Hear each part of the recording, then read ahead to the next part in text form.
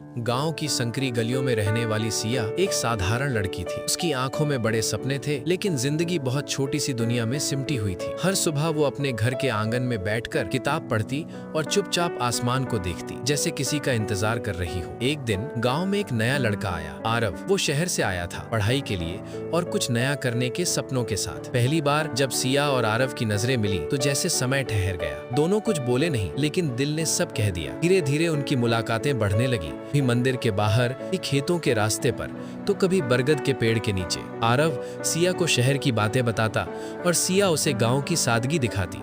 दोनों की दुनिया अलग थी, लेकिन दिल एक हो चुके थे। एक दिन आरव ने कहा, सिया, मैं तुम्हें बहुत पसंद करता हूँ, क्या तुम मेरी जिंदगी का हिस्सा बनोगी? सिया की आंखों में आंसू थे, लेकिन होठों पर मुस्कान। मैं तो कब से तुम्हारी हूँ, बस तुम्हें कहना बाकी था। सब कुछ ठीक चल रहा था, लेकिन कहानी में मोड़ आना बाकी था। सिया के घर वालों को जब इस रिश्ते के बारे में पता चला तो उन्होंने सख्ती से मना कर दिया।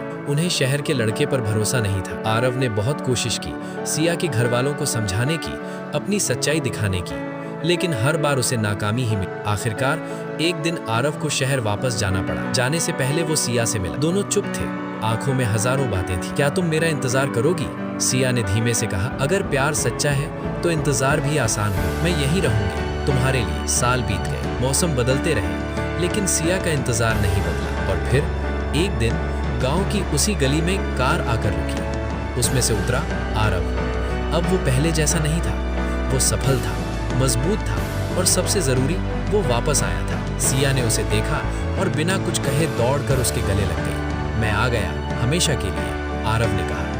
इस बार कोई उन्हें अलग करने वाला नहीं था। सीख, सच्चा प्यार कभी खत्म नहीं होता।